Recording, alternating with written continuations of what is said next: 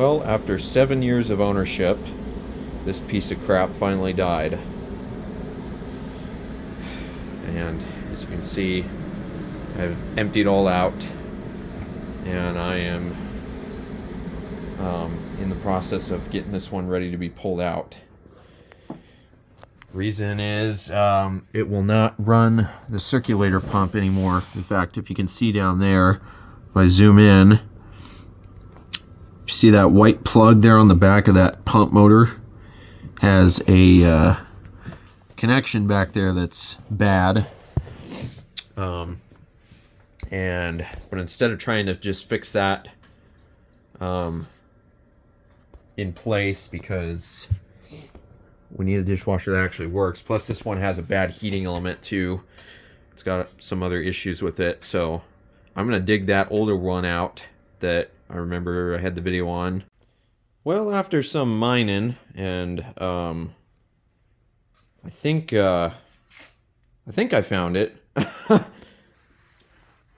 So I dug this out of our pump house. It's basically been sitting ever since, well, the video I first made on it, and I haven't really touched it or done anything with it, and haven't really needed to up until now, really. Well, and actually it's been needed to be pulled out for a while now, because the newer Whirlpool dishwasher that's been in the house that's had this problem, it's been having this problem for about a month now, but we've just kind of gotten by doing dishes by hand.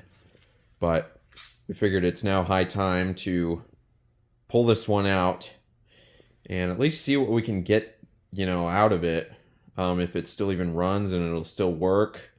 I've taken obviously, as you can see, I've taken the racks out, and there's still some old detergent gunk from that's actually still kind of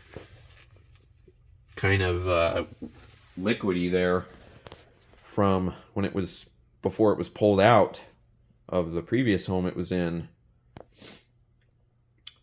So it needs cleaned out for sure, because it's sat for 4 years now at this point. So I've got it.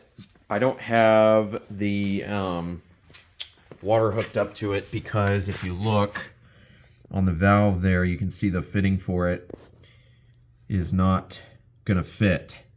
That's not a standard garden hose diameter. That's more like what you would see on a toilet fill valve or fill inlet bib. That size, that diameter. So I'm gonna have to go get a fitting for that, which I'm gonna need anyways if this thing does end up working, and we end up putting this in the house, because it'll need that for the fill hose in there, because that one in there in the house is a standard, whatever, 3/4 inch or whatever it is, garden hose diameter. So it's going to need the adapter in any case if we do end up deciding to use this and it actually works. But I've got it rigged up here with the cord, safety third. Don't do that. Try it at home, of course, but I've just got it rigged up just to test it. I'm going to plug it in here and see if we get anything from the motor. We should be at least getting, the door is shut, so I'm going to at least see if the motor will give us any kind of sign of life. So I'm going to turn the timer to just the normal setting, and let's see what we get.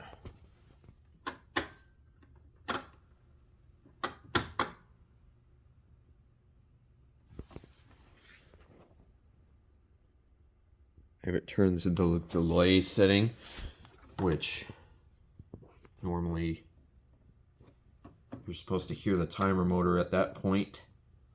So We'll see. It might. I'm going to turn it to heavy pots and pans now and see if it runs.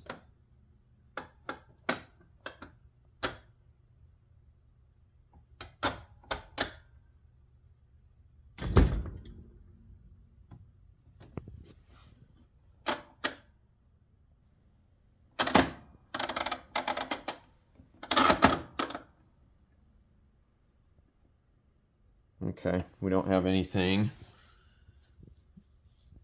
whatsoever. And the door is shut. That has determined that. So I'm going to see if our connection perhaps is just loose maybe.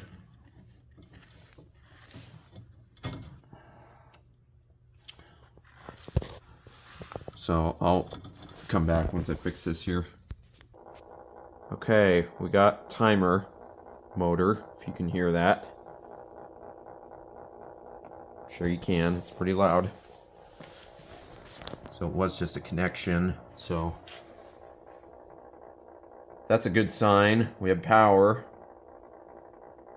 So I'm gonna now turn it to a just a normal cycle here. Try not to bump that. And we'll see if we get any motor action here. Should hear it. I would think it should at least kick on preliminary, even if there's no water, because there's only one motor on this one, which is a better design. Now that shut it off. It's turned to the delay section now. So as soon as I turn it to pots and pans, it should come on.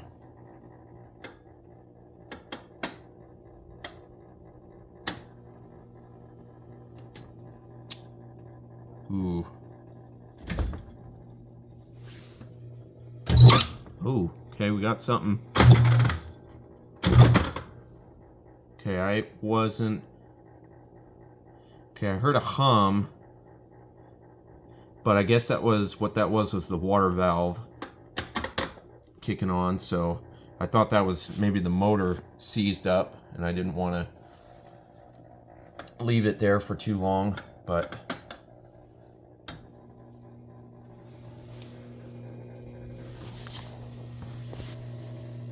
yeah, I think that's our water valve kicking in.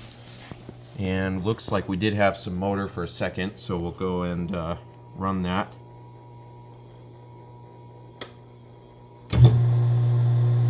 Look at that.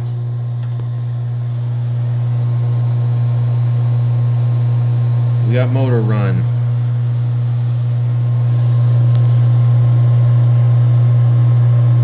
There's no water in it, so it's not going to have any sound.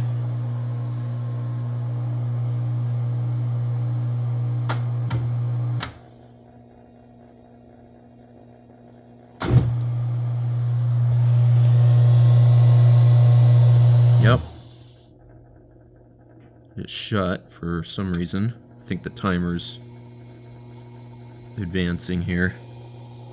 So we're getting more water. Trying to put more water in anyway. It's actually dripping some there, so I guess it still had some left over. So now it thinks it's trying to fill. So I advanced it now.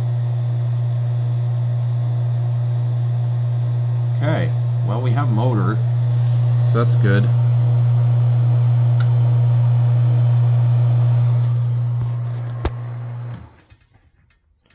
And then obviously we open that. That shuts down. You can smell it, like it's been sitting for a while. So we just gotta burn off some of that stuff or whatever.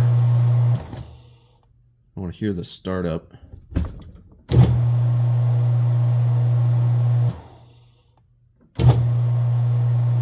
That's pretty cool. That's better than, it's not like induction motor type like we see on an older GE or something like that, or the older Whirlpools, but certainly better than, yeah, I love that smell. Now it's trying to add more water.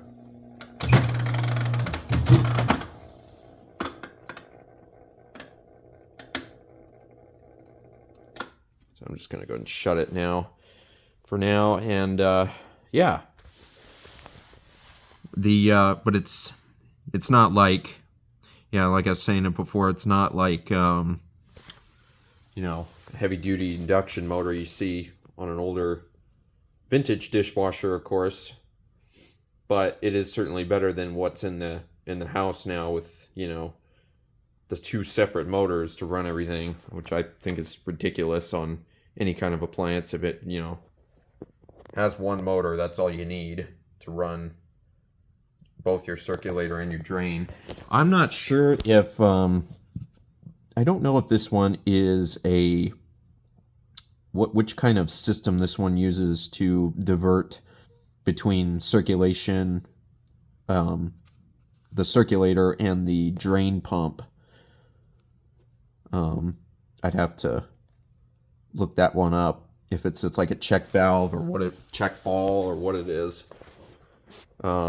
But anyways, at least we know it runs for what it's worth. It's still survived, even sitting through, what is it, three winters now. 4 years, but 3 winters. So throw that away for now. So now I've got to run and get the hose adapter fitting to put that in and install it.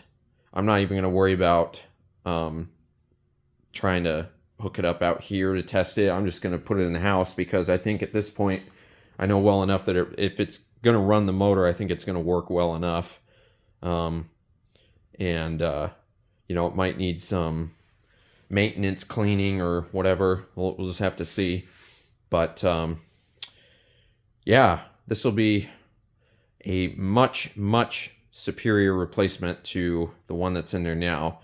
And what am I going to do with the one that's in the house now? Don't know on that one yet.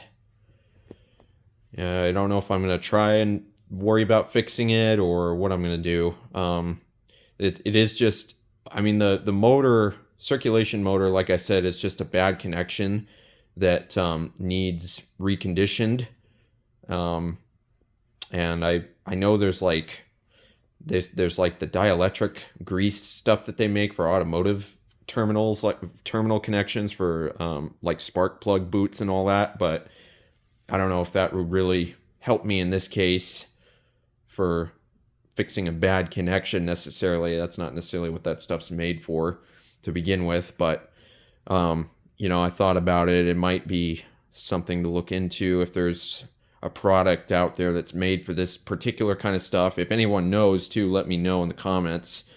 I'd be grateful to know for sure. But in other news, I don't know why I said that, because there is no other news. Yeah, once again though, I'm gonna have to run and get the fitting, and that won't be until tomorrow, because all the stores are closed now because it's late. So I'm just gonna go ahead and put the racks back in, let this sit for tonight, and it's supposed to get close to freezing, but not quite. So I'm thinking, you know, it shouldn't be the biggest issue leaving it out here for one night. But that is going to be my next priority tomorrow, is getting this one in the house, getting it hooked up and running. And then I got to winterize this machine here. Got to get that done, and also winterize that one. So that'll be all in tomorrow's protocol. So stay tuned. We'll come back with the next part to this series.